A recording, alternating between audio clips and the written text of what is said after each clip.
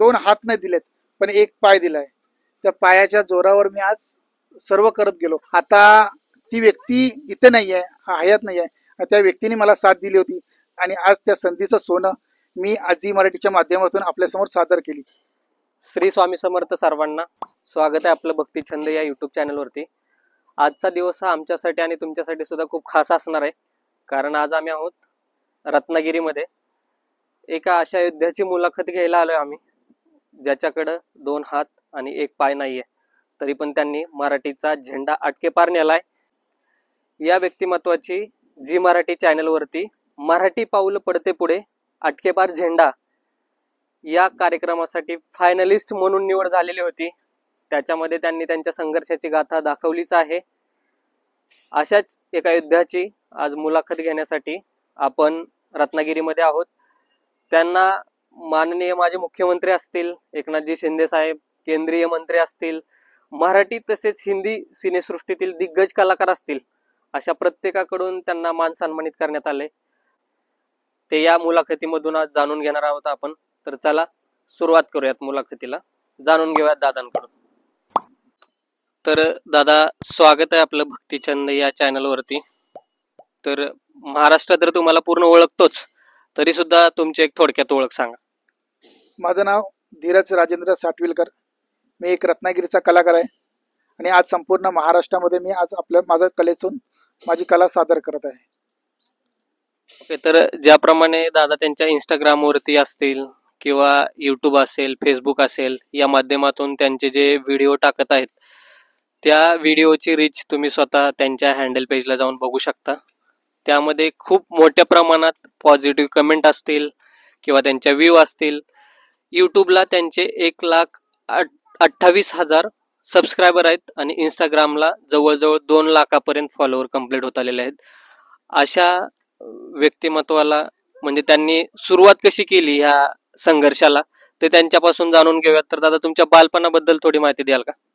प्रत्येक आईला असतं, आई वडिलांना असं वाटत असतं की आपल्याला एक मुलगा व्हावा, वंशाचा दिवा व्हावा, किंवा असं असतं की एक मुलगी झाली तर लक्ष्मी यावी आपल्या घरी. तर जेव्हा माझा जन्म झाला तेव्हा प्रत्येकांच्या सुरुवातीला प्रत्येकाच्या चेहऱ्यावर हास्य होतं. पण जेव्हा मला डॉक्टरांनी आईच्या पुढ्यात आणलं, आईला सांगितलं, वडिलांना सांगितलं की तुमचा मुलगा अशा पद्धतीने जन्माला आलाय, तेव्हा चेहऱ्यावर एक निराशा निर्माण झाली. नंतर आई वडिलांनी दोघांच्या एकमेकांच्या चेहऱ्यावर पाहिलं, जर देवाने जर आपल्याला या मुलाला आपल्या पदरामध्ये घातलंय तर काहीतरी विचार करूनच घातला असणार. अशा उद्देशाने आई वडिलांनी दोघांनी माझा स्वीकार केला आणि आज तो धीरज साटविलकर आपल्या समोर उभा आहे. अगदी बरोबर. दादांचा जो जन्म आहे, त्यांना 2 हात आणि 1 पाय नाहीये, पण त्यांच्या यशाची गाथा ते स्वतः आपल्याला या व्हिडिओ मार्फत सांगतील. तर दादा, तुमचा जो जन्म झाला असा, त्याच्यानंतर आई वडिलांच्या चेहऱ्यावर सुद्धा निराशा होती किंवा नातेवाईक, तर ते त्यांचा तर विषयच नाही येणार आहे, कारण ते टोमणे मारणे आणि नावं ठेवणे ह्याच्या पलीकडे त्यांचं दुसरं काही काम नसतं. तर तुमचा जो हा प्रवास आहे, जसं तुम्हाला देवानी जन्माला घातलं, त्यानंतर तुम्ही तो संघर्ष केलाय. पण तुम्ही बालपणानंतर शाळेत गेले, तर शाळेत गेल्यानंतर कधी असे बाकीचे विद्यार्थी असतील किंवा इतर मुलं असतील, त्यांच्याकडून तुम्हाला कशा प्रकारची वागणूक मिळाली लहानपणात सुद्धा, आणि त्याचा काय परिणाम झाला का तुमच्यावरती?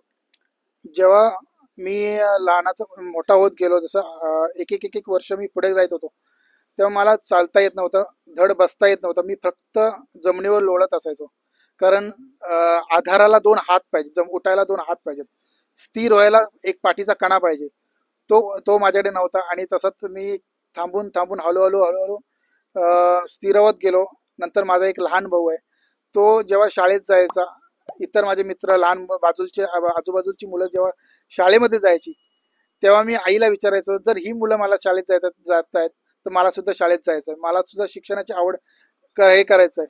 तेव्हा मी आईला बोललो की मला सुद्धा शाळेत जायचं आहे. आईने खूप प्रयत्न केले, प्रत्येक शाळेमध्ये जाऊन चौकशी विचारला की माझ्या मुलाला आपल्या शाळेमध्ये घ्या. तेव्हा प्रत्येक शाळेतून नकार येत होता की अशा मुलाला जर आम्ही आमच्या शाळेमध्ये घेतलं तर या मुलाचं संगोपन कसं होईल, इतर मुलं कशी रिॲक्ट होतील, या उद्देशाने काही शिक्षक अथवा जे प्राचार्य असतात काही ते निराश होत होते आणि आईला त्याचं वाईट वाटत होतं. आणि अशा पद्धतीने आई कधी खचली नाही, कारण स्वामींनी आपल्याला सांगितलेलं आहे, भिवू नका, मी तुझ्या पाठीशी आहे. त्या स्वामींचा आशीर्वाद आईच्या मागे होता आणि आईने प्रत्येक अशा ढूंढून एक शाळा भेटली आणि ती रत्नागिरीमधील एक गाडीतलमध्ये मुकबधिरांची शाळा होती. आणि त्या शाळेमध्ये जेव्हा आई गेली त्या शिक्षकांना भेटली तेव्हा तिने सांगितलं की माझा एक असा असा मुलगा आहे, त्याला तुम्ही इतर शाळा नाही नाही म्हणतात तर तुम्ही एक त्या शाळेमध्ये आपल्या शाळेमध्ये घ्या. तेव्हा शिक्षकांची प्रथमतः रिॲक्शन आली की अगदी तुमच्या मुलाला आमच्या पुढ्यात आणा तरी. जेव्हा आईने शाळा अंगावरची जेव्हा काढली तेव्हा शिक्षकांचे रिॲक्शन होते की पाहतच राहिले की हा मुलगा कसा जन्माला आलाय. तेव्हा शिक्षकांनी माझ्या आईला धीर दिला, तुम्ही काही टेन्शन घेऊ नका, या मुलाचं शिक्षण आणि त्याला जर पुढे जर आणखीन काय करायचं असेल तर आम्ही हे करू, पुढे शिकू अशाने जेव्हा जन्म झाला. पण एक म्हणजे ती शाळा होती मुकबधिरांची आणि मला येत होतं बोलता. जेव्हा शिक्षकांनी जेव्हा मला नाव विचारलं की बाळा तुझं नाव काय, तेव्हा मी माझं पटकन नाव सांगितलं की माझं नाव धीरज. तेव्हा शिक्षक आईकडे बघू लागले आणि आई शिक्षकांकडे बघू लागले. तेव्हा शिक्षकांनी एक आयडिया सांगितले की तुम्हाला आम्ही ऍडमिशन देऊ तुमच्या मुलाला, पण आपल्याला एक आयडिया करता येईल की याला मुकबधीर असल्याचं एक खोटं सर्टिफिकेट देऊया. बापरे. जेव्हा डॉक्टरांकडे घेऊन गेले त्या डॉक्टरांचं मी नाव सांगू शकत नाही. जेव्हा त्या डॉक्टरांकडे घेऊन गेले त्या डॉक्टरांनी विचारलं, मग तिथे पण डॉक्टरांनी विचारलं की बाळा तुझं नाव काय, तर मी सांगितलं धीरज. तर डॉक्टरांची पण रिएक्शन झाली. तेव्हा डॉक्टरांची समजूत काढून शिक्षकांनी आई वडिलांनी समजूत काढून मला ते मुकबधीर असल्याचं खोटं सर्टिफिकेट मिळालं आणि मला त्या शाळेमध्ये ॲडमिशन भेटलं. आणि ॲडमिशन भेटता भेटता माझी जशी ग्रोथ वाढत गेली शिक्षणाची, माझ्यामध्ये कला निर्माण होत गेला. आई वडिलांचे जे मेहनत आहे त्याचं मेहनतीचं फळ जे माझ्या होत गेलं. आणि जसे इतर मुलं हाताने लिहित होते तर मी माझ्या स्वतःलाच विचारायचो की देवाने जर मला 2 हात नाही दिलेत पण एक पाय दिलाय, त्या पायाच्या जोरावर मी आज सर्व करत गेलो. आणि जेव्हा मी तो एक चॉक जेव्हा मी माझ्या पायामध्ये गेला तर अंगातून आणि माझ्या पूर्ण शरीरातून एक शहारे निर्माण झाले की नाही तू हे करू शकतोस. ते एक सांगणारं म्हणजे स्वामीच होते आणि प्रभूच सांगत होते की तुला मी जन्माला घातलंय ना, तो तू स्वतःच्या पायावर उभं राहण्यासाठीच, मी फक्त तुला आधार देईन. हे कोण स्वामी समर्थ सांगत होते, प्रभू सांगत होते की त्याच्या पुढची जर जर तुला काय करायचं असेल तर तू स्वतःच्या पायावर उभा राहा आणि तू कर, मी फक्त आहे, मी तुझ्या पाठीशी आहे, काही अडथळे आले तर मी तुझ्या बरोबर आहे. हे स्वामींचे शब्द जेव्हा माझ्या कानावर येत होते, आई वडिलांचे आशीर्वाद जेव्हा माझ्या कानावर येत होते, तेव्हा मी हळूहळू सर्व करत गेलो. चित्र काढायला लागलो, पियानो वाजवायला लागलो, तबला वाजवायला लागलो, ऍक्टिंग करायला लागलो, गाणी म्हणायला लागलो. इतर जे जे काही करता येईल तेवढं मी करण्याचा प्रयत्न करत गेलो आणि आज हा धीरज साटवेकर आपल्या समोर आहे. वा, म्हणजे त्यांच्या संघर्षाला जन्मापासूनच सुरुवात होती म्हणलं तरी चालेल. कारण जन्मताच देवाने त्यांना अपंग केलं, पण त्यांच्या स्वप्नांना मात्र पूर्ण पाठबळ दिलं. आणि त्याचं काम जे आहे श्री स्वामी समर्थ यांनी योग्यरित्या केलेलं आहे. दादांना खूप मोठी शक्ती दिली आहे, ज्यामध्ये ते पायानं सुंदर अशी रांगोळी काढतात, चित्र काढतात, गायन करतात, तबला वाजवतात. असं कुठलंही काम तुम्ही दादाला सांगितलं आणि ते जमणार नाही असं त्यांच्याकडून अजून तरी मला तरी ऐकायला नाही भेटलं. किंवा तुम्हीही त्यांच्या अकाउंटला चेक करू शकता, ते प्रत्येक गोष्ट तेवढ्याच आपुलकीनं आणि तेवढ्याच प्रेरणेनं करत असतात. तर दादा, हा झाला बालपणाचा भाग. तर तुमचं म्हणजे पूर्ण शिक्षण काय झालं 12वी प्लस? त्याची सुरुवात सुद्धा असं म्हणतात ना की प्रत्येक जेव्हा वर्षानुवर्ष जसं पुढे जात असतं तसे प्रत्येक वर्षाला एक अडचणी आपल्या आयुष्यामध्ये येतच असतात. तसेच माझ्या आयुष्यामध्ये सुरुवात झाली. जशी कला जशी माझ्या आयुष्यात मला साथ देत गेली तशी शिक्षणाने सुद्धा मला साथ देत गेली. आणि असं खडतर प्रवास करत करत एक माझ्या आयुष्यामध्ये एक असा कार्यक्रम आला, त्यांनी माझ्या कलेलाच नव्हे तर माझ्या इच्छाशक्तीलाच एक उत्स्फूर्त प्रतिसाद दिला. आणि तो एक होता ETV मराठीवरील पहिला कार्यक्रम कुमारी गंगूबाई नॉन मेट्रिक. या सिरियलमधून मी लोकांच्या नजरेसमोर आलो आणि त्याचा उद्दिष्ट असा होता की जेव्हा सुरुवातीला मुलं म्हणण्यापेक्षा एक विद्यार्थी जेव्हा 10वी नापास होत तेव्हा ती मुलं आत्महत्या करत होती की आपलं आयुष्य पुढे काय, आपल्या आई वडिलांचं आयुष्य पुढे काय. बरोबर. असा एक तो सुरुवात चालू होती. नंतर एका कार्यक्रमाच्या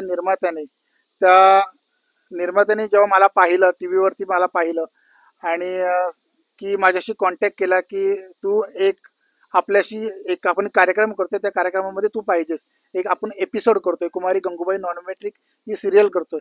त्या सिरियलमध्ये मला घेण्यात आलं आणि त्यामध्ये मी माझी कला पायाने चित्र काढण्याची सादर केली आणि तिथूनच लोकांच्या इतर मुलांचा बघण्याचा दृष्टिकोन बदलत गेला आणि मुलं आत्महत्या करण्याची थांबली. ओके, तर म्हणजे दादाची जी सुरुवात आहे ती कितवीत असताना हा तुम्हाला म्हणजे चान्स देण्यात आला? सुरुवात मला 8वी मध्ये असताना मला ही सिरियलची ऑफर आली होती आणि ती ऑफर मी प्रस्थापित केली आणि आज लोकांच्या समोर आहेच. ओके, तर 8वीत असताना त्यांना ती ऑफर आली होती, ती त्यांनी ग्रॅब केली, त्यांची कला दाखवली. ते बघून जो मराठी इंडस्ट्रीमध्ये सगळ्यात मोठा चॅनल मानला जातो जी मराठी, त्याच्यानंतर पहिला ETV मराठीवरती त्यांना जो आहे काम करण्याची तो चान्स भेटला. त्याच्यानंतर दादांना सेकंड जो चान्स आहे तो जी मराठीवरती मराठी पाऊल पडते पुढे अटके पार झेंडा. तर दादा ह्याच्यामध्ये सिलेक्शन कसं झालं तुमचं, काय प्रोसेस होती याची? त्याची सुरुवात म्हणजे जेव्हा मी घरामध्येच बसलो होतो, असंच बसलो असताना टीव्ही मध्ये हेडलाईन दिसली की रत्नागिरीमध्ये मराठी पाऊल पडते पुढे अटके पार झेंडा या कार्यक्रमाचं ऑडिशन आपल्या रत्नागिरीमध्ये होत आहे. तेव्हा मी आईला विचारलं की आई, आपल्याकडे ही कला आहे, तर मला लोकांपुढे ही माझी कला सादर करायची आहे, तर हीच संधी आहे की मी लोकांच्या नजरेमध्ये येऊ शकतो, लोकांचं मनोरंजन करू शकतो. तर आई, मी असंच बोललो की आपण एकदा ट्राय तर करूया, प्रयत्न करून बघूया, जर झाला तर परमेश्वराची कृपा. आणि असंच मी ऑडिशनला गेलो. ऑडिशनमध्ये जेव्हा रत्नागिरी जिल्ह्यातले अनेकसे कलाकार तिथे आलेले होते आणि त्या कलाकारांच्या समोर जेव्हा मी उभा राहिलो, माझी कला सादर केली. आता ती व्यक्ती इथे नाही आहे, हयात नाही आहे, त्या व्यक्तीने मला साथ दिली होती. ते म्हणजे रत्नागिरी आपल्या महाराष्ट्रातील सिनेसृष्टीतील अभिनेते सतीश तारे साहेब यांनी जी मला संधी दिली आणि आज त्या संधीचं सोनं मी आजी मराठीच्या माध्यमातून आपल्यासमोर सादर केली. तिथून मी रत्नागिरी ऑडिशन दिलं. रत्नागिरी ऑडिशन नंतर माझं मुंबई ऑडिशन झालं आणि तिथे अवधूत गुप्ते यांच्या मातोश्री होत्या. जी मराठीचे मराठी पाऊल पडते पुढे चे दिग्दर्शक सचिन गोस्वामी सर, सचिन मोठे सर, सचिन गोस्वामी सर होते. त्यांनी माझं सिलेक्शन केलं आणि नंतर असं स्वप्न सुद्धा वाटलं नव्हतं की असा कलाकार महाराष्ट्राच्या या मोठ्या रंगमंचावर आपली कला सादर करेल, हे स्वप्नात सुद्धा वाटलं नव्हतं. जेव्हा सांगण्यात आलं की की आपलं महाराष्ट्राच्या मराठी पाऊल पडते पुढे अटके पार झेंडा या फायनल राऊंडसाठी म्हणजे टॉप 12 साठी आपलं सिलेक्शन झालंय, तेव्हा असं वाटलं की नाही, आता आपण काहीतरी करू शकतो. ही जी उमेद निर्माण झाली आणि तिथून माझी सुरुवात झाली कार्यक्रमाची. जेव्हा माझा पहिला एपिसोड होता त्यामध्ये मी गणपती बाप्पाचं चित्र काढलं होतं पायाने आणि तिथून मी ते पायाने चित्र कागदावर काढलं. त्या कागदाच्या चित्रातून मी सिलेक्ट झालो दुसऱ्या राऊंडसाठी आणि दुसऱ्या राऊंडमध्ये मला त्या कागदावर काढलेल्या गणपतीला प्रत्यक्षात महाराष्ट्रासमोर उभं करायचं आहे आणि ते केलं होतं मी गणपती बाप्पाची मूर्ती सादर करून, ती पण क्ले म्हणजे मातीची मूर्ती सादर केली होती. म्हणजे तुम्ही स्वतः मूर्ती बनवली तिथं पायाने? बापरे. नंतर थर्ड राऊंड होता. थर्ड राऊंडला जेव्हा आपली गणपती बाप्पाची मूर्ती झाली आणि आता थर्ड राऊंडला काय करायचं, तर आम्ही एक आयडिया अशी कल्पना केली की आता थर्ड राऊंडसाठी आपण गणपती बाप्पासाठी एक नैवेद्य बनवायचा आणि तो नैवेद्य बनवला होता मी उकडीचे मोदक, जे पायाने मी सादर केले होते आणि उकडीचे मोदक मी नैवेद्य म्हणून सादर केले. नंतर चौथ्या राऊंडसाठी असं झालं की आता गणपती तयार झाले, आता गणपती बाप्पाला आपण मकरात बसवायचा आहे, म्हणून मी गणपती बाप्पाला चौथ्या राऊंडसाठी मी गणपतीचा थर्मोकोलचा मकर बनवला आणि अशा पद्धतीने माझी कला सादर करत गेलो आणि नंतर मी फायनल राऊंडमध्ये 5 किलो मातीचा गणपती एक मोराच्या अवतारामध्ये सादर केला, कृष्णाच्या अवतारामध्ये सादर केला आणि अशी माझी सुरुवात झाली. ओके, म्हणजे तर जी मराठीवरती फायनल राऊंड साठी जे सिलेक्शन झालं तुमचं, त्याच्यामध्ये काही प्रॉब्लेम आले का सिलेक्शन होताना किंवा इतर काही प्रॉब्लेम क्रिएट झाले का त्याच्यामध्ये?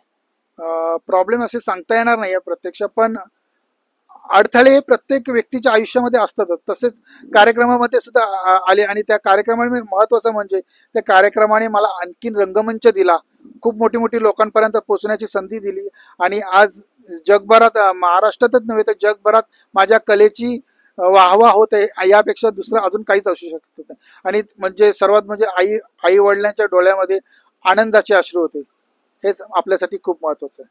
ओके, तर म्हणजे जेव्हा जी मराठीवरती ते फायनलला गेले होते तेव्हा आई आणि वडील पण दोघं बघायला आले होते, तर ते त्यांना जेव्हा ते जन्मले तेव्हा त्यांच्या चेहऱ्यावरती जी निराशा आली होती ती निराशा आनंद आनंद अश्रूमध्ये कन्वर्ट करण्याचं काम दादा तुम्ही केलंय. तर हा खूप मोठं काम आहे, तर त्याच्यासाठी तुम्हाला सॅल्यूटच आहे आमच्याकडून. आणि पूर्ण महाराष्ट्र सुद्धा हे एपिसोड जी मराठीवरती धीरज सातविलकर नावाने सर्च केलं तर ते येऊन जातील व्हिडिओ त्याचे. तर दादा, जेव्हा तुम्ही हा पाय बसवला तुम्हाला, तर तेव्हा काय अडचणी आल्या का तुम्हाला त्याच्यासाठी, किंवा काय संघर्ष करावा लागला त्याच्यासाठी? त्यासाठी संघर्ष असा म्हणजे मी जेव्हा हा माझा पाय नव्हता लावलेला, जयपूर फूट पाय आहे तो माझा पाय नव्हता लावलेला. मी जेव्हा एका पायावर असंच चालत असायचो.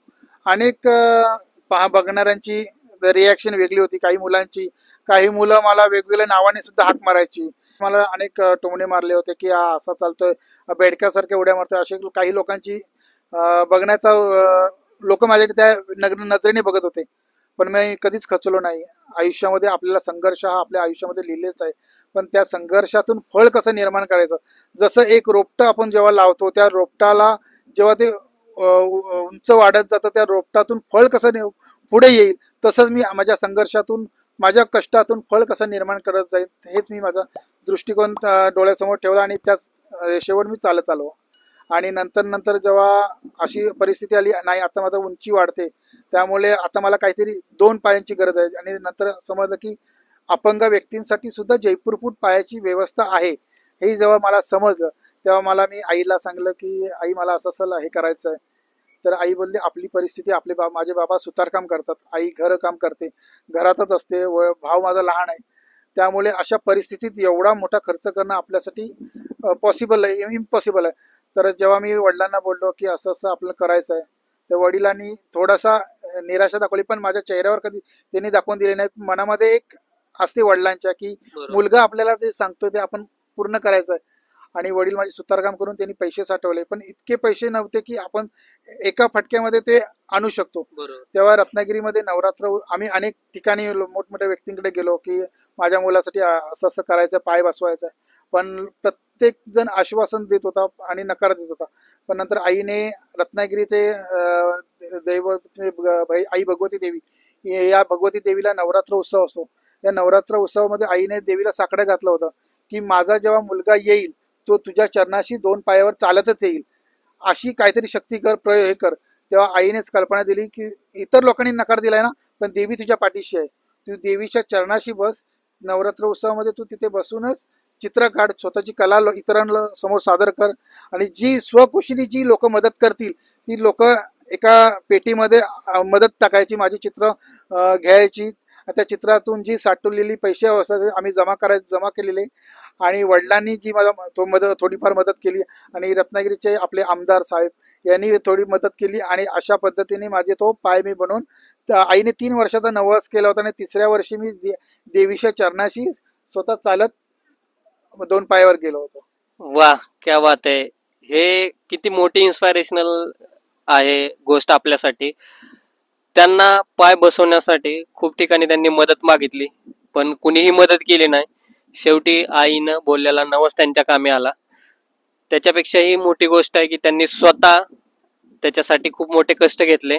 आणि जे रत्नागिरीमध्ये देवीचं मंदिर आहे, त्या देवीच्या ठिकाणी दादांनी स्वतः चित्र काढून 35,000 रुपये इतकी देणगी त्यांना गोळा झाली, चित्र विकत घेऊन.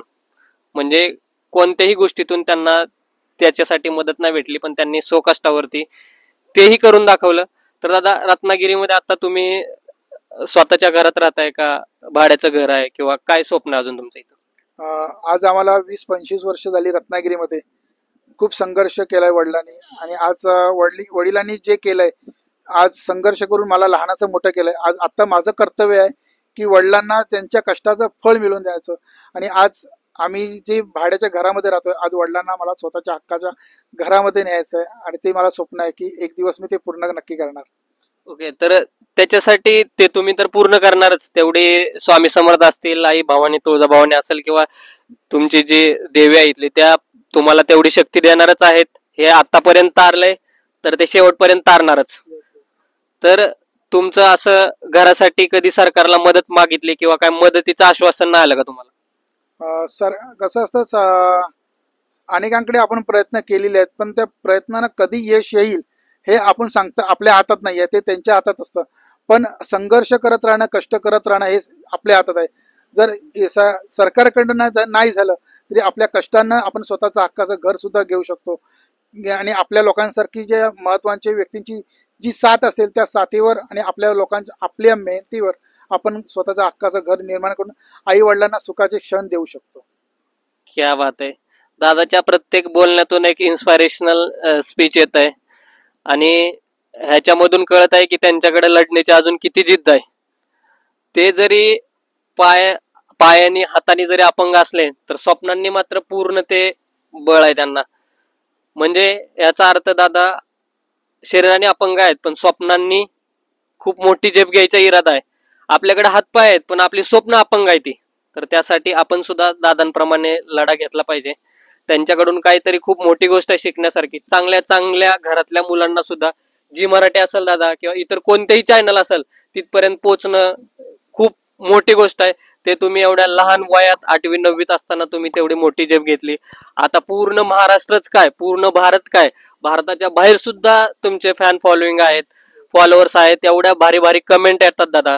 तर अशी कधी तुम्हाला एखादी सिच्युएशन आहे का की तुम्हाला कधी फोन आला तुमच्या एखाद्या फॅनचा किंवा मेसेज आला की बाबा त्यांच्या जीवनात तुमचे व्हिडिओ बघून काय बदल झाला वगैरे असं काय आहे का अनुभव? सुरुवात सांगायची तर माझा एक स्वतः म्हणजे मी अनेक प्रयत्न केले होते, जॉबसाठी प्रयत्न केला होता पण ते होत नव्हतं. नंतर मी विचार केला नाही, आता असा जमाना आहे की सोशल मीडियाचा, तो सोशल मीडिया अशी व्यक्ती आहे, एक असं हे आहे नेटवर्क आहे, तो प्रत्येकाच्या हृदयात बसतं, प्रत्येकाच्या मोबाईलमध्ये ते असतात आणि प्रत्येक जण तो वापरत असतो. आणि असं एक माध्यम आहे, ते माध्यम मी स्वतः तयार करण्याचा प्रयत्न केला आणि ते मी तयार केलं स्वतःच. हे मग सांगण्याचं उद्दिष्ट असत की लोक आपल्यामुळे इन्स्पायर होतात, लोकांना जगण्याची उमेद निर्माण होते. आणि मी जेव्हा व्हिडिओ टाकतो तेव्हा अनेक कमेंट्स असतात. मी प्रत्येक व्हिडिओ जेव्हा कमेंट्स पाहतो त्याच्यामध्ये कधीही नेगेटिव्ह कमेंट नसते, कधीही एक चांगली सगळ्या पॉझिटिव्ह कमेंट असतात. त्या पॉझिटिव्ह कमेंटच मला अनेक व्हिडिओ टाकण्यास उत्स्फूर्त करतात. आणि अशीच एक अनेक कमेंट येतात की दादा तुझ्या व्हिडिओमुळे आम्हाला जगण्याचा उमेद मिळतोय. आणि एक सांगण्याचं महत्वाची एक आवडती कमेंटमध्ये एक छोटी एक मुलगी होती, त्या मुलीचं मी नाव घेऊ शकत नाही, पण ती कमेंट होती अशी होती आणि तिने मला पर्सनल मेसेज सुद्धा केला होता. स्वतःचा माझा नंबर घेऊन तिने कॉल केला होता. तेव्हा त्या मुलीच्या मातोश्री होत्या, त्या मुलीला कॅन्सर होता आणि ती मुलगी बेड रेस्ट होती. आणि असं असताना तिच्या आईने की व्हिडिओ पाहत असताना तिच्या मुलीला दाखवली व्हिडिओ की तू खचू नकोस, तुझं आयुष्य पुढे खूप चांगलं आहे, कधी खचायचं नाही. आणि असं असताना ती मुलगी रडत होती. रडत असताना तिच्या आईने माझी व्हिडिओ त्या मुलीला दाखवली आणि ती मुलगी प्रत्येक व्हिडिओ माझी पाहते आणि जगण्याचा आनंद निर्माण करते.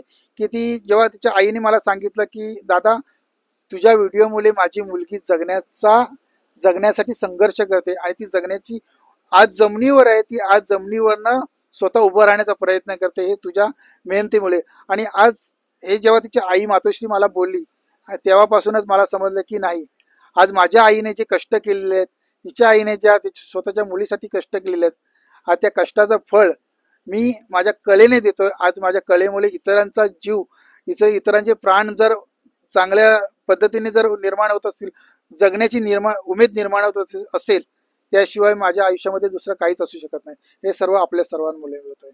वा क्या बात आहे. म्हणजे व्हिडिओ बघून एका मुलीच्या आईने तिला प्रेरणा दिली. आणि खरंच आहे दादा, हे जे तुमचे व्हिडिओ असतात किंवा तुम्ही जे रांगोळी काढता, चित्र काढता, जे जिवंत देखावा करता, तो बघून खूप चांगल्या चांगल्या लोकांच्या अंगावरती शारा उभा राहतो. कारण आणि कमेंट मी स्वतः वाचल्या तुमच्या प्रत्येक, जेव्हा मी तो ठरवलं की तुमची मुलाखत घ्यायची तेव्हा तुमचे जे इंस्टाग्राम अकाउंट आहे तेव्हा ते चेक केलं, त्याच्यामध्ये 99.99% ना 100% म्हणलं तर चालेल प्रत्येक पॉझिटिव्ह कमेंट असते आणि त्या कमेंट मधून काहीतरी घेण्यासारखंच असतं. तर हे श्री स्वामी समर्थ असतील किंवा देवी असेल, श्री रामप्रभू असतील, सगळ्यांचा तुमच्यावरती खूप मोठा आशीर्वाद आहे. आणि ही दैवी शक्तीच आहे, तुम्हाला जे मिळालेलं आहे ना हे खूप मोठी दैवी शक्तीच आहे दादा तुमच्यासाठी.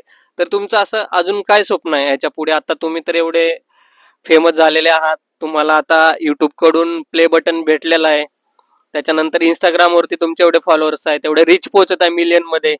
तर अजून काय तुमचं असं स्वप्न आहे, शेवटचं स्वप्न काय असेल तुमचं? आयुष्यामध्ये शेवटचं असं स्वप्न नाही आहे, पण एक असंच आहे की आपल्याला देवाने जे दिलंय ना ते न खचता न डगमगता ते पाऊल पुढे टाकायचं आहे आणि आपल्यामुळे इतर लोकांना कसं पुढे येता येईल हे इतरांना मार्गदर्शन करणे, हेच माझं स्वप्न आहे.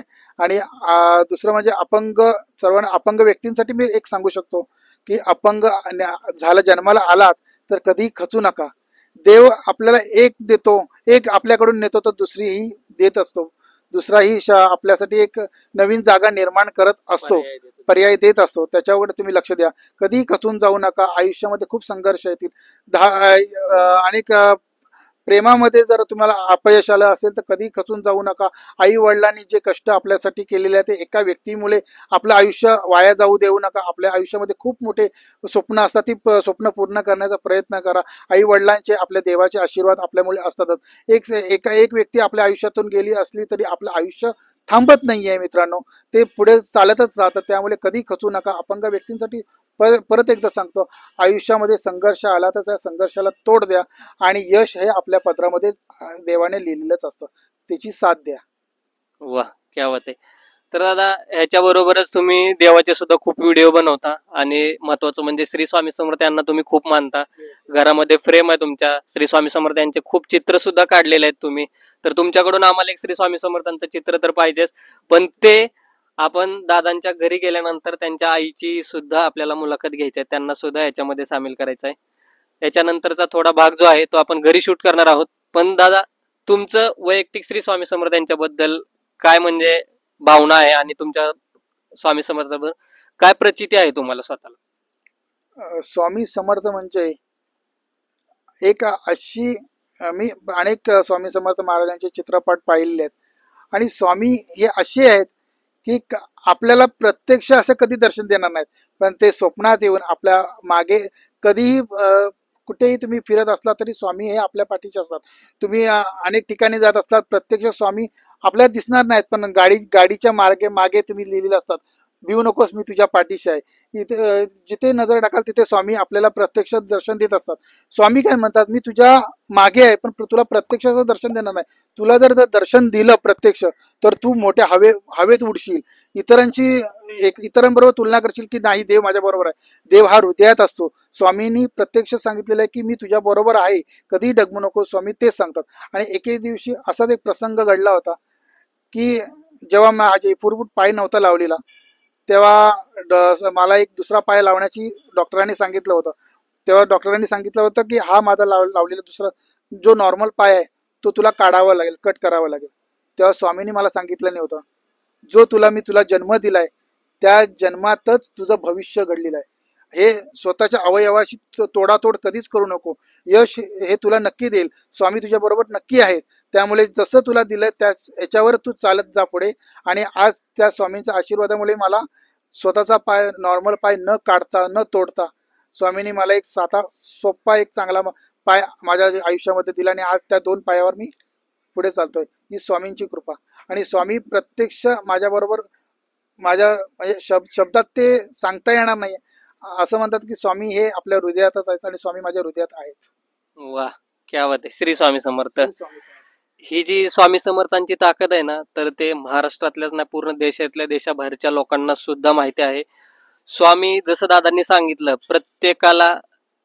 प्रत्येकाच्या पाठीशी आहेत. जसं दादा तुम्ही अनुभव सांगितला तसं आम्हाला सुद्धा, मी जसं हे चॅनल सुरू झाले तसं श्री स्वामी समर्थ यांच्या प्रार्थना करतोय. पण एवढं यश भेटलंय आमच्या चॅनलला असेल किंवा वैयक्तिक मला असेल, फक्त 3 महिन्यामध्ये 27,000 सबस्क्रायबर झालेले चॅनलला आणि चॅनल मॉनिटाईज होऊन इन्कमला सुद्धा सुरुवात झाली. हे सगळं श्री स्वामी समर्थांमुळे आहे. जसं तुम्ही सांगितलं की श्री स्वामी समर्थ जर आपल्या समोर नसतील तर ते आपल्या आजूबाजूला नक्कीच असतात. जेव्हा जेव्हा मी पुण्यात फिरत असेल, इकडं आता तुमच्याकडे येतानाच एक छोटं उदाहरण देतो. मी तिकीट बुक केलं, त्याच्यानंतर जे ट्रॅव्हल्स भेटली नाकोडा, त्याच्यामध्ये स्वामींना जेव्हा केव्हा मला विकनेस येईल तेव्हा मी आवाज येत होता, स्वामी तुम्ही कुठे आहात? तर एक जास्तीत जास्त 5 मिनिटाच्या अंतरात कुठं ना कुठं श्री स्वामी समर्थ लिहिलेलं नाव किंवा कुठं ना कुठं फोटो कुठून ना कुठून स्वामी समर्थ दर्शन देतात म्हणजे देतात. तर मी काल ट्रॅव्हलच्या तिथे गेलो त्यांच्या स्टॉपला, तर तिथे स्वामी समर्थांची खूप मोठी फ्रेम लावलेली होती. त्याच्यानंतर रस्त्याने आता खूप ठिकाणी नाव दिसलं आणि सकाळी सकाळी तुमच्या घरी जेव्हा आम्ही पोहोचलो तेव्हा श्री स्वामी समर्थांची पूजा एवढी सुंदर केलेली होती, ते बघून खूप मन आनंदित झालं आणि तेव्हा वाटलं की श्री स्वामी समर्थ आपल्या नक्की पाठीशी आहेत. तुम्ही जेवण स्वतःच्या हाताने करता, प्रत्येक गोष्ट दादा स्वतःच्या हाताने करतात. इवन त्यांना जेव्हा मी मेसेज केला पहिला दादांना, तर त्याच्यामध्ये दादांनी विदिन अ मिनिट रिप्लाय दिला होता आणि मला असं वाटलं होतं की दादांना 2 हात नाहीत, 1 पाय नाही, तर दादांनी हा मेसेज केलेला नसेल. तो मेसेज त्यांच्या घरातल्या कोणीतरी किंवा दादांचं युट्यूब चॅनल असेल किंवा इंस्टाग्राम असेल हे हँडल करण्यासाठी कोणतरी व्यक्ती ठेवलेला असेल. जे की मी तुम्हाला एवढे फास्ट रिप्लाय देऊ शकत नव्हतो, तेवढे तुम्ही मला फास्ट रिप्लाय द्यायचे आणि ते स्वतः दादांनी दिले होते. ते स्वतः मोबाईल यूज करू शकतात, जेवण स्वतःच्या हाताने खातात, प्रत्येक गोष्ट स्वतःची स्वतः करतात. हे बघून खूप म्हणजे खूप इन्स्पायर झालं दादा मी तुमच्याकडून. महाराष्ट्रातल्या प्रत्येक तरुणानं घेण्यासारखा आदर्श तुम्ही आहात आणि श्री स्वामी समर्थांनी जी शक्ती दिली त्या शक्तीचा तुम्ही पुरेपूर वापर करत आहात आणि श्री स्वामी समर्थ तुम्हाला अजून शक्ती देऊन तुमचे जे कार्य आहे ते खूप मोठ्या उंचीवर नेहो. पुन्हा एकदा आशा करतो की जी मराठीमध्ये तुमचं कुठल्या ना कुठल्या कार्यक्रमात, जी मराठी असेल किंवा हिंदी सिनेसृष्टी असेल किंवा कुठले मराठीमधले तर खूप ओळखतात, हिंदीमध्ये सुद्धा दादांना खूप प्रमाणात ओळखतात. दादांच्या मेसेज बॉक्समध्ये सर्वांचे मेसेज त्यांनी दाखवलेत. दादा ते बघून खूप अभिमान वाटला. आम्हाला असं वाटत नाही की आम्ही एक साध्या व्यक्तिमत्वाला भेटत आहे. खूप मोठं व्यक्तिमत्व आहात तुम्ही आणि ह्याच्यापेक्षा अजून उंच भरारी घ्या. आई वडिलांसाठी तुम्ही घर घ्या, तुमचं स्वप्न आहे ते, आणि त्याच्यापेक्षा मोठ्या उंचीवरती जा. तर आता जो इथून पुढचा राहिलेला भाग आहे त्याच्यामध्ये दादांच्या दुसरा एक महत्वाचा सांगण्याचा उद्देश म्हणजे तुम्ही किती उंच भरारी घ्या, पण पाय हे आपल्या मातृभूमीवर आणि जमिनीवरच ठेवा. एवढंच माझं सांगणं आहे. किती उंच भरारी घ्या, पण मनाने आणि हृदयाने आपले जमिनीवरच पाय ठेवा. यश हे तुमच्या पदरामध्ये नक्कीच पडतं. क्या बात आहे दादा. अजून एक प्रश्न होता की जेव्हा तुम्हाला कधी निगेटिव्ह विचार येतात किंवा निगेटिव्हिटी तुमच्यात तयार होते, तर तुम्हाला ते इन्स्पायर कसं करता स्वतःला तुम्ही? तेवढा एक शेवटचा प्रश्न. माझ्या जेव्हा सुरुवातीला जेव्हा मी जन्माला आलो ना, तेव्हापासून सांगण्याचं म्हणजे माझ्या मनामध्ये अनेक निगेटिव्ह असे विचार येत होते आणि अजून सुद्धा येतात की नाही, आपलं आयुष्य इतकंच आहे का, आपण काहीतरी नाही करू शकत का, नाही की असं अनेक विचार आले की अनेक मी चुकीचा मार्ग सुद्धा निवडण्याचा प्रयत्न केला होता की नाही, आता आपलं बस, आपलं आयुष्य आता पुढे इतकंच आहे, अजून आपल्याला पुढे काहीच करता येत नाहीये. पण नंतर एक आई वडिलांचे चेहरे आपल्या डोळ्यासमोर येतात. देवाने जे आपल्याला आयुष्य दिलंय, इतकं सुंदर आयुष्य दिलंय, ते डोळ्यासमोर येतात आणि नाही, खचून जाऊ काहीच उपयोग नाहीये. आयुष्य इतकं देवाने सुंदर दिलंय, ते अशा थोडक्यासाठी आपलं आयुष्य वाया चालून देऊ नये, आणि हाच उद्देश करून मी पुढे जात असतो.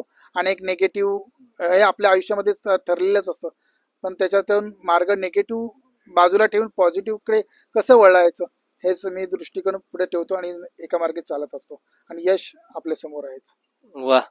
तर आता इथून पुढे जो राहिलेला भाग आहे, दादांच्या मातोश्री आहेत, तर दादांच्या घरी त्यांना भेटलेले पुरस्कार असतील किंवा दादा त्यांच्या घरी आपल्याला सुंदर असं श्री स्वामी समर्थांचं चित्र सुद्धा काढून दाखवतील.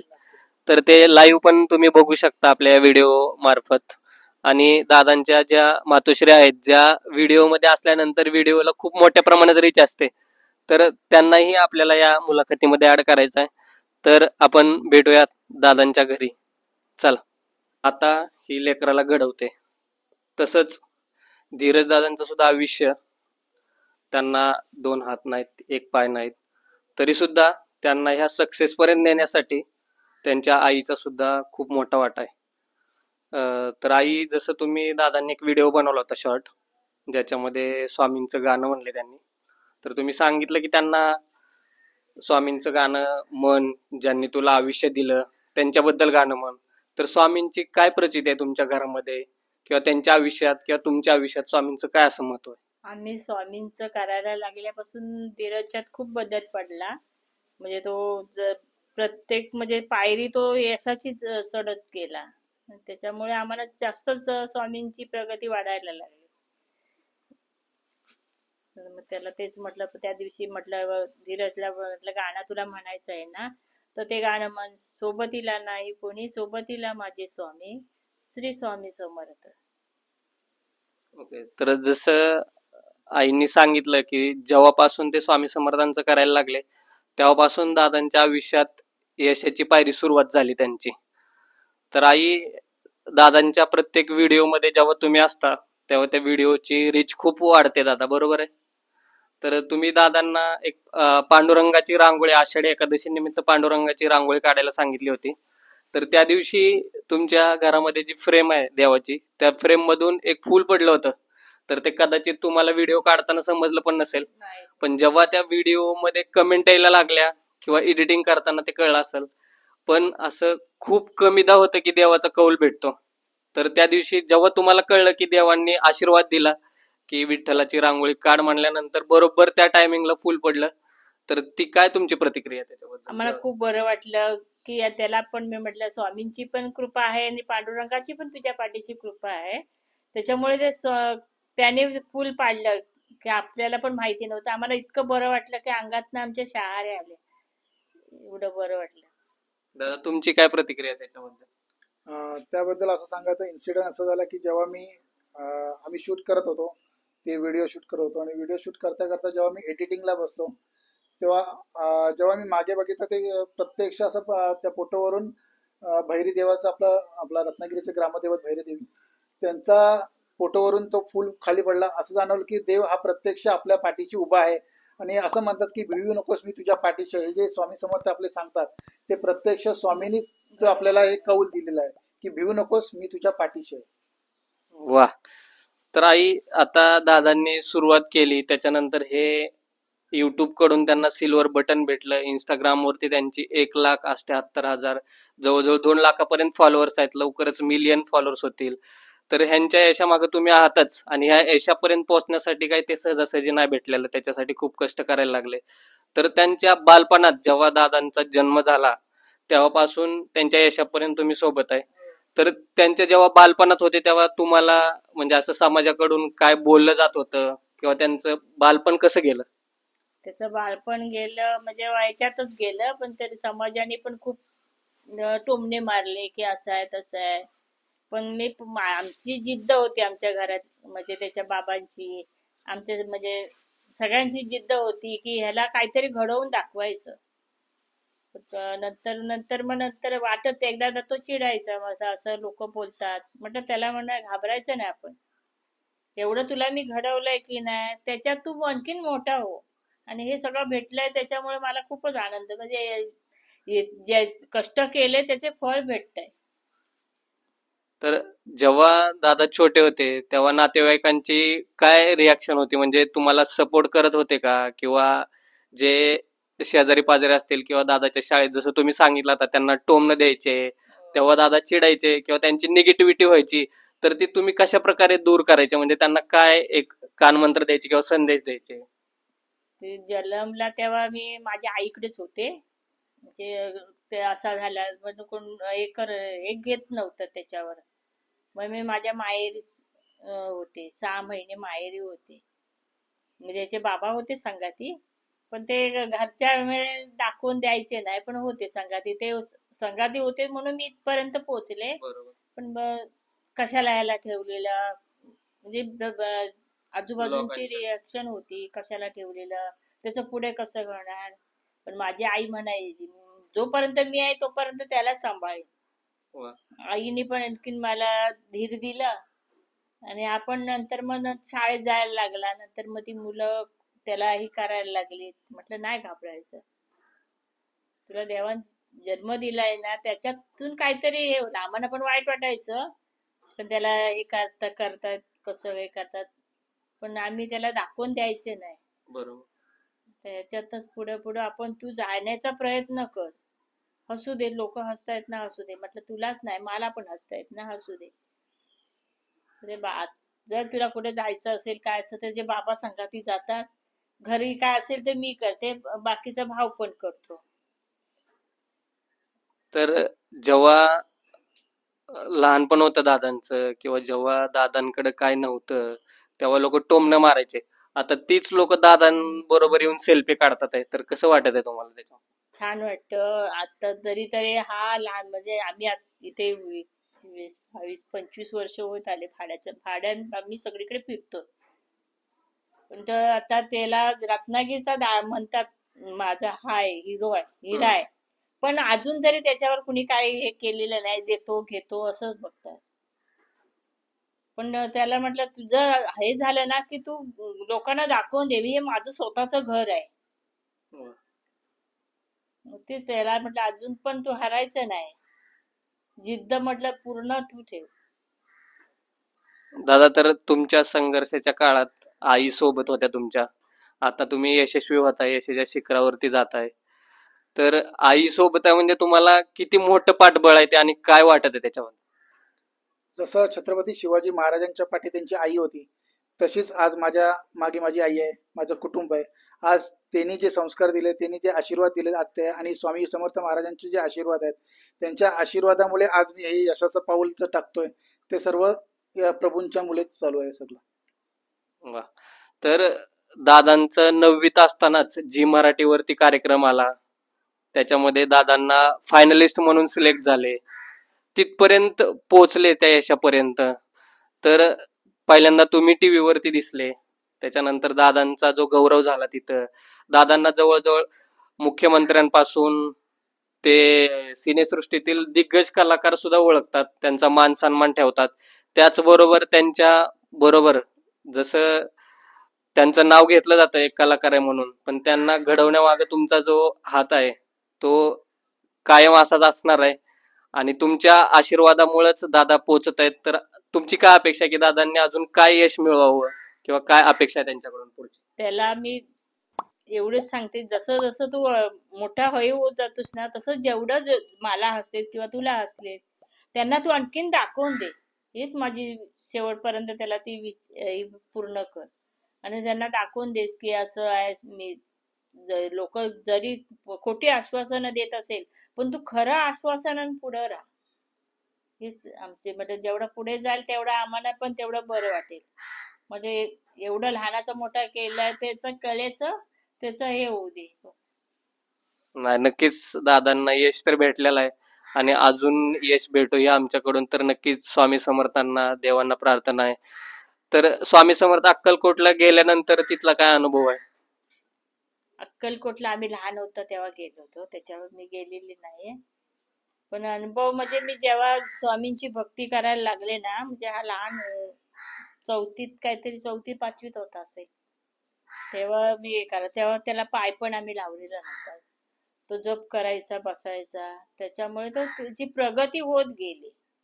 आणि आम्हाला पण ते आम्ही कुठला मार्ग नाही धरलेला, स्वामींचाच मार्ग धरलेला. म्हणतात स्वामी आता आज भिवू नकोस, मी पाठीशी आहे. त्याला पण मी ते सांगते, जरी कोण काय बोलले ना, लक्ष द्यायचं नाही.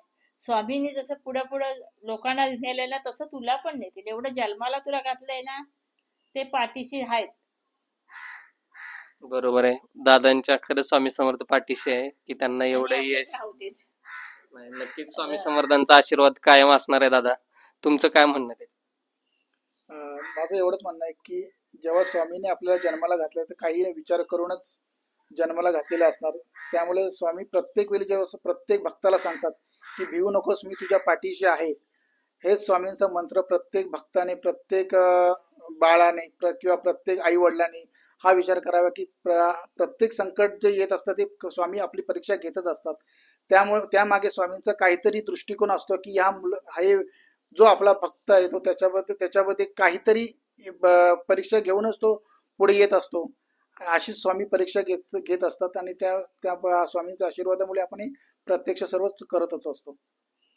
तर बघू शकता तुम्ही दादांची कंडिशन काय आहे, पण यामध्ये सुद्धा एकदम सुंदर अशी रांगोळी काढतात, त्यापेक्षा सुद्धा सुंदर चित्रकला काढतात, गाणी म्हणतात.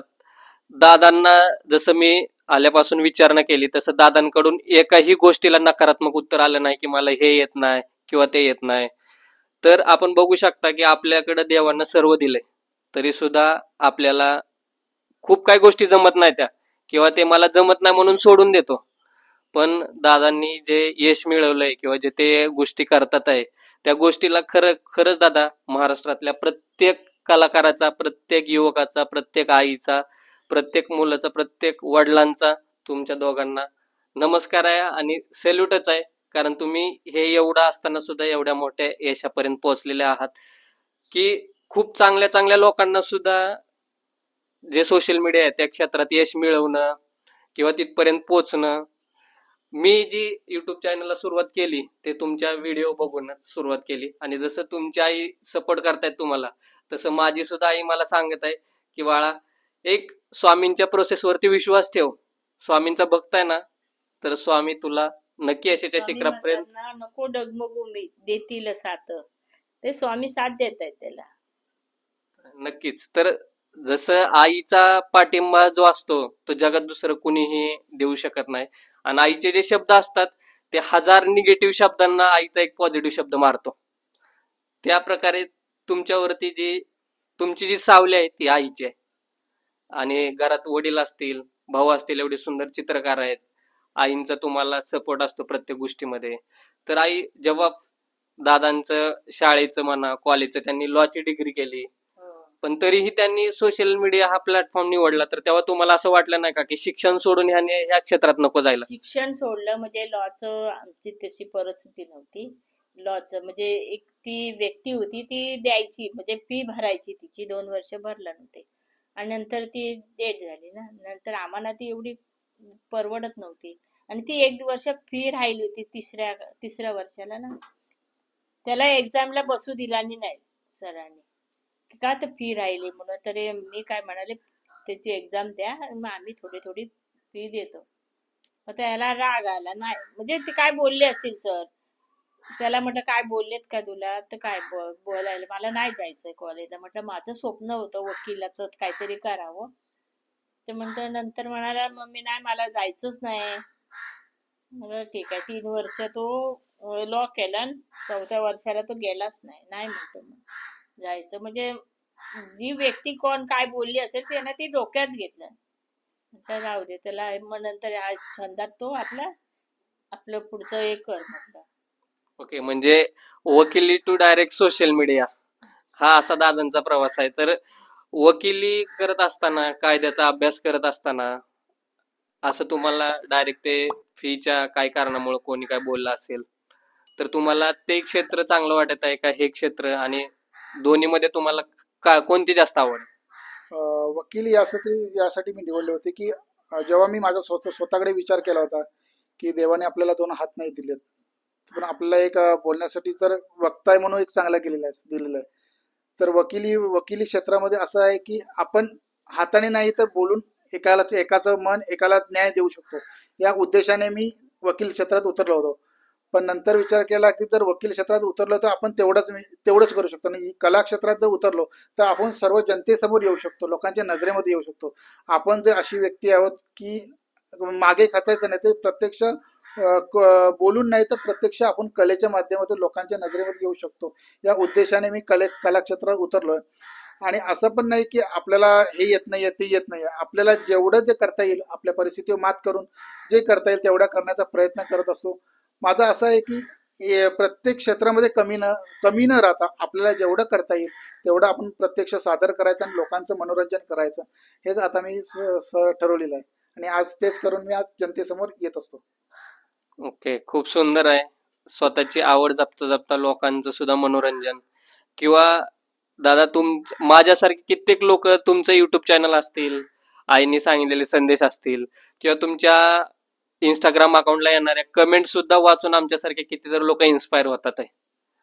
तर आपल्या स्वामी भक्तांसाठी एक तुम्ही चित्र किंवा रांगोळी काढू शकता का? नक्कीच. ओके, तर स्वामी भक्तांसाठी एक रांगोळी सुंदर अशी काढतील किंवा चित्र काढतील दादा, तर आपण ते पाहूयात.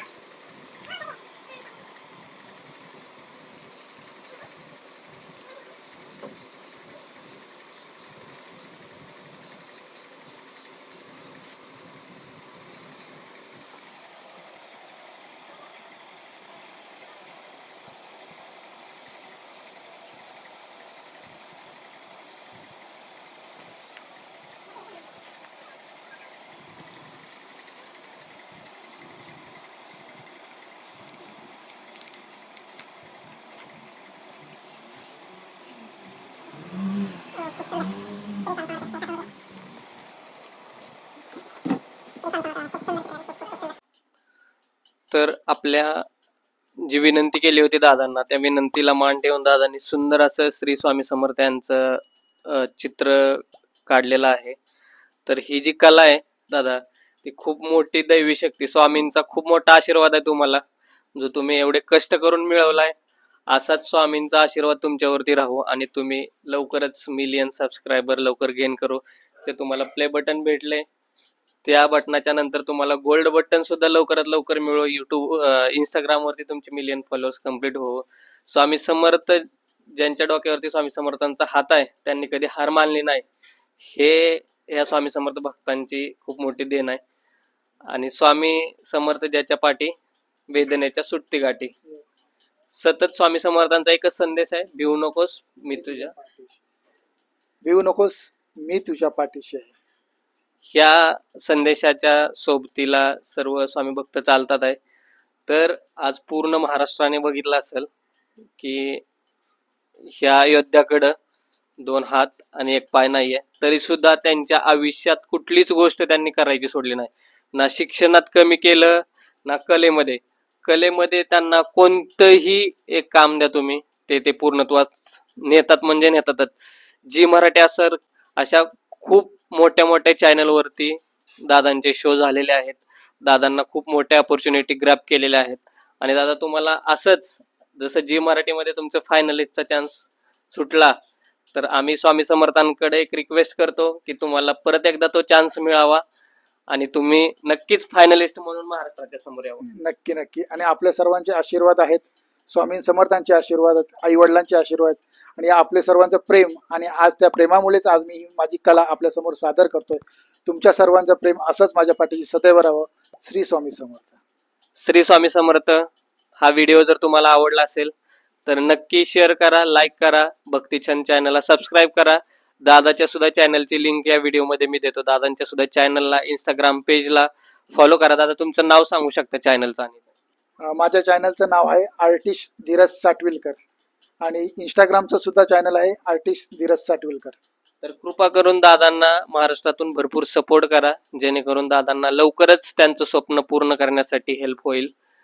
त्यांच्या आईंचा सुद्धा जसा सपोर्ट आहे, तसं महाराष्ट्रातल्या तमाम आईंचा तुमच्या पाठीमागे आशीर्वाद आहे. सर्वात मोठं स्वामींचा आशीर्वाद आहे, तिथंच तुम्ही जग जिंकलंय.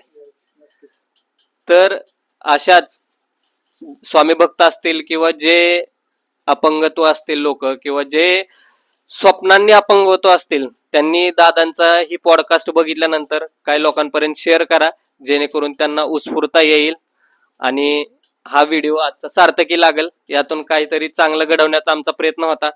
अशाच पुढच्या प्रयत्नात आपण नक्की भेटूयात. तोपर्यंत सर्वांना श्री स्वामी समर्थ. रामकृष्ण हरी. जय श्रीराम. सर्वांनी काळजी घ्या. दादा, तुम्हीही काळजी घ्या आणि नक्कीच तुम्ही यशाच्या शिखरावर पोहोचाल, तेव्हा आम्हाला नक्की आठवणीत ठेवा. नक्की नक्की.